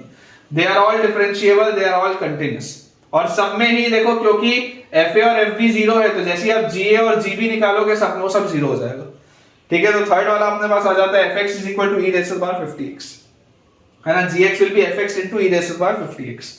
सिमिलरली लास्ट वाला भी देख लो आप, सेम लीनियर डिफरेंशियल इक्वेशन का है। इंटीग्रेटिंग फैक्टर की अगर मैं बात करूंगा तो इंटीग्रेटिंग फैक्टर मेरे पास आ जाता है e raised to the power integral p dx। Integral p dx मतलब ln 50 into dx। ठीक है, ln 50 into dx। तो जैसे ही बच्चों ये मेरे पास आता है ln 50 into dx, तो यहां से अपने पास क्या आ गया, आप ln 50 तो बाहर निकाल लो, तो e raised to the power ln 50, और ये पूरी चीज मल्टीप्लाई किससे हो रही है, ये पूरी चीज मल्टीप्लाई होगी x के साथ। तो e की पावर ln 50 को आप इसको ऐसे भी लिख सकते हो, तो e और ln बैलेंस आउट हो जाएगा, तो this is 50 to the power x, this is 50 to the power x। तो आपके पास जो फंक्शन आएगा that will be gx is equal to fx into 50 to the power x। ये आपके पास आ जाएगा। ये भी आप देख सकते हैं, this is a continuous function, this is a differentiable function, और यहां पर भी ga और gb का वैल्यू जीरो है। तो बेसिकली आपको देखो यहां पर आपने इसमें रोल्स लगाया था, यहां पर आप सेकंड वाले में रोल्स लगाएंगे तो आपको मिल जाएगा, यहां पर आप इसमें रोल्स लगाएंगे तो आपको थर्ड वाला मिल जाएगा, इस पे बेटा आप जब रोल्स लगाएंगे तो आपको फोर्थ वाला मिल जाएगा। ये आपकी वो चीजें हैं। ठीक है, इनमें आपको रोल्स लगाना है, और रोल्स लगाते ही आपको जो डिजायर्ड रिजल्ट्स हैं वो मिलते जाएंगे। तो आपको बेटा मुझे लगता है अब ये पूरी की पूरी चीज बहुत अच्छे तरीके से समझ में आ गई होगी कि अगर लीनियर डिफरेंशियल इक्वेशन का कोई सवाल आ गया फॉर रोल्स थ्योरम तो अब आप बना सकते हैं। अगला बच्चों सवाल अपने पास है, बस 2 क्वेश्चन और करते हैं फिर आज का लेक्चर अपना एंड करेंगे। क्वेश्चन अपने पास लिखा है बच्चों, find the number of polynomials px, find the number of polynomials, find the number of polynomials px, find the number of polynomials px with integral coefficients,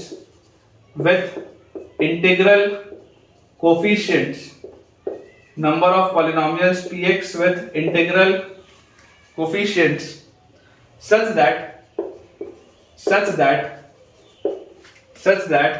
p dash x is equal to, such that p dash x is greater than 0 and such that p dash x is greater than 0 and px का square plus 4 is less than equal to 4px square.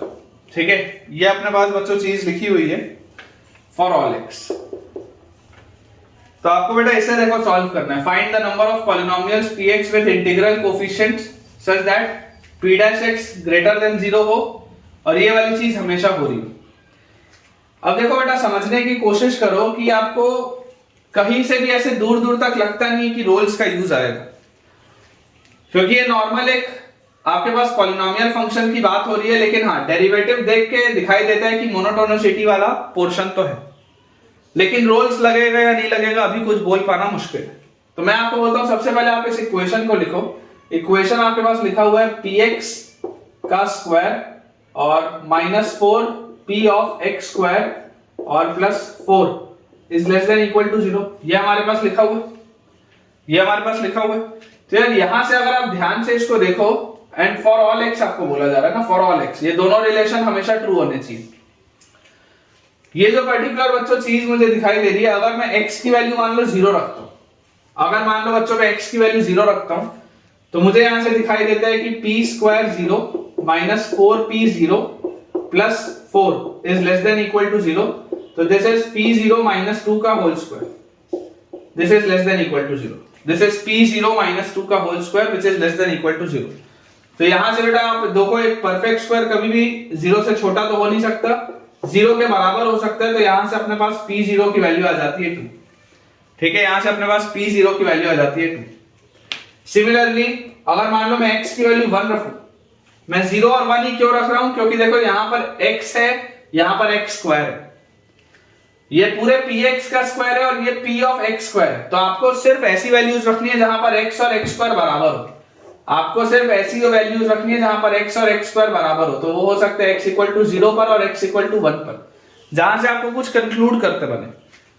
x और x square अगर आप चाहते हैं कि आप इस function से बेटा कुछ निकाल पाए तो आपको ऐसा कुछ रखना पड़ेगा ताकि p ऑफ सेम चीज बने, क्योंकि अगर आप 0 और 1 के अलावा कुछ भी यहां पर रखते हो, मान लो आप 2 रखते हो तो ये 2 बनेगा तो ये 4 बनेगा, आप -1 रखते हो तो ये -1 बनेगा तो ये 1 बनेगा, तो आपको कुछ कंक्लूड नहीं करते बनेगा। समझ पा रहे हो? इसलिए आप x की वैल्यू 0 और 1 पर बात कर रहे हो, क्योंकि जहां पर ये x स्क्वायर और x जो आर्गुमेंट है p का वो सेम है। तो अगर मैं x इक्वल टू 1 डालूं तो मेरे पास आ जाएगा p square 1 minus 4p1 plus 4 is less than equal to 0, तो ये आ जाता है p1 माइनस 2 का whole square, this is less than equal to 0। Again perfect square 0 या उससे छोटा तो हो नहीं सकता, तो p1 की वैल्यू 2 आ जाएगी ताकि आपके परफेक्ट स्क्वायर की वैल्यू 0 आ जाए। तो यार आप क्लियरली यहां से मुझे देखो क्या दिखाई दे रहा है, मुझे यहां से दिखाई दे रहा है कि p0 की भी वैल्यू 2 है, p1 की भी वैल्यू 2 है। अगर मैं अब बात करूं रोल्स थ्योरम की, ये देखते ही अब रोल्स थ्योरम अपने को क्लिक होता है, ये देखते ही अब बच्चों अपने को रोल्स थ्योरम क्लिक होता है। अगर हम यहां पर ध्यान से बेटा रोल्स थ्योरम की बात करें तो हमको क्या चीज समझ में आती है, हमको यार ये बात समझ में आती है कि रोल्स थ्योरम ये बोलता है कि अगर एक पॉलिनोमियल फंक्शन है, पॉलिनोमियल है मतलब कंटीन्यूअस और डिफरेंशिएबल तो है ही, और p0 भी 2 है और p1 भी 2 है, p0 भी 2 है और p1 भी 2 है, तो अगर मैं रोल्स थ्योरम लगाऊं ऑन px, रोल्स थ्योरम अगर मैं लगाऊं on px in the interval from 0 to 1, in the interval from 0 to 1, तो देखो p0 भी 2 के बराबर है, p1 भी 2 के बराबर है, और इतने से हिस्से में अगर मैं सिर्फ रोल्स लगाऊं तो यहां से मैं 100% बोल सकता हूं यार कि p' जो होगा कहीं ना कहीं पर तो वो 0 के बराबर हो। रोल्स थ्योरम बोलता है कि अगर आप रोल्स थ्योरम लगा रहे हो तो आपको कोई एक c मिलेगा जहां पर उसका डेरिवेटिव 0 होगा, तो p' will be equal to 0 for c belonging to 0 to 1, 0 से 1 के बीच में कहीं पर तो p' की वैल्यू 0 होगी। और अगर मैं बोलता हूं कि कहीं पर तो p' की वैल्यू 0 होगी, इसका मतलब क्या है, ये आपको बोल रहा था कि p' हमेशा 0 से बड़ा है, वो आपको बोल रहा है p' हमेशा 0 से बड़ा है, यहां से आपको दिख रहा है p' बराबर 0 है। क्या ये कभी पॉसिबल है? क्या ये कभी पॉसिबल है? क्या ये बोल रहा है कि ये हर x के लिए उससे बड़ा है, it is always greater than this, ये बोलता है कि ये तो 0 के बराबर है, एटलीस्ट किसी के लिए तो 0 के बराबर है।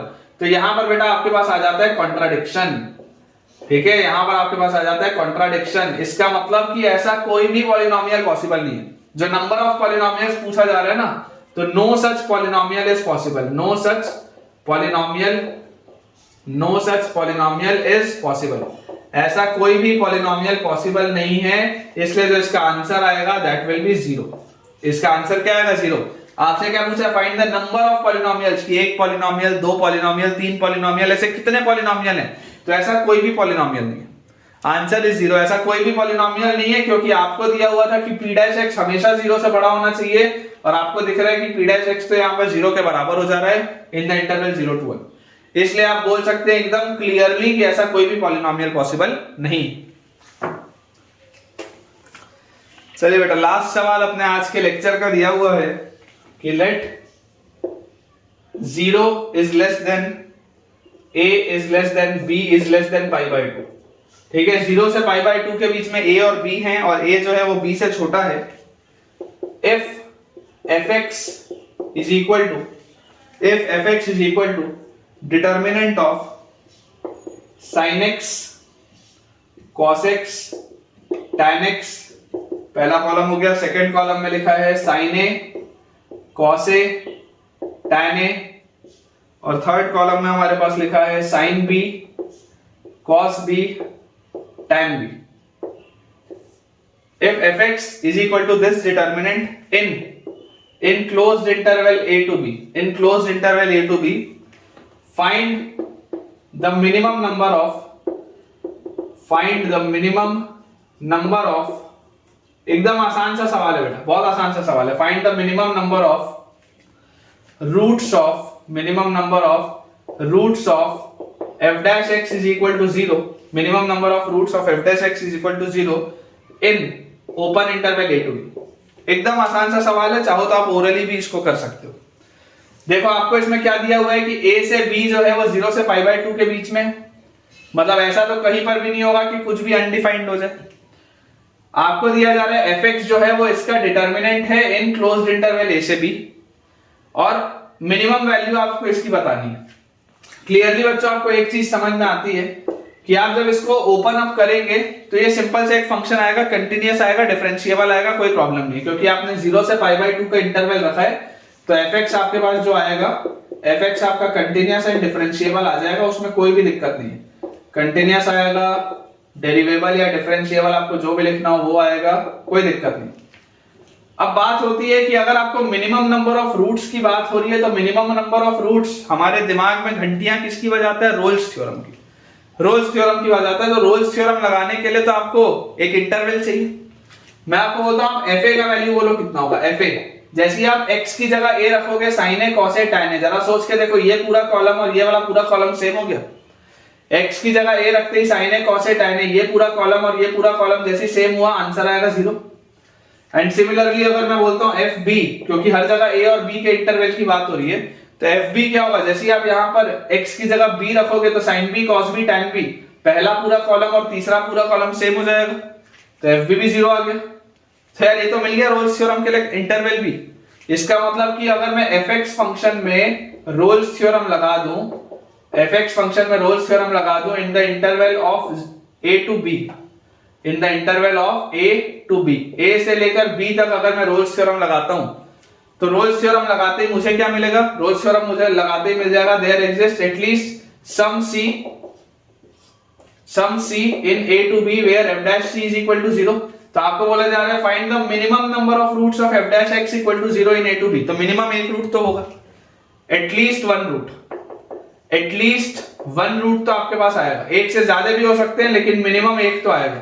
तो इसका आंसर अपने पास आ जाएगा बच्चों 1, कि कम से कम एक बार तो c आपको ऐसा मिलेगा a से b के बीच में जहां पर f dash c 0 है, तो अपने पास बच्चों इसका आंसर आ जाएगा 1। बिल्कुल सही। तो ठीक है बच्चों, विद दिस हम अपने आज के लेक्चर के एंड पे पहुंच चुके हैं, और मुझे उम्मीद है कि आपको आज का रोल्स थ्योरम का लेक्चर बहुत अच्छे से समझ में आया होगा और आपके सारे कंसेप्ट्स क्लियर हुए होंगे। आपको बेटा अगर थोड़ा सा भी कुछ भी डाउट है तो आप कमेंट में पूछ सकते हैं, और अगर आपको आज के लेक्चर से फायदा हुआ है तो मुझे कमेंट्स में बताइए कि इन क्वेश्चंस का लेवल आपको आज कैसा लगा, कुछ फायदा हुआ या नहीं।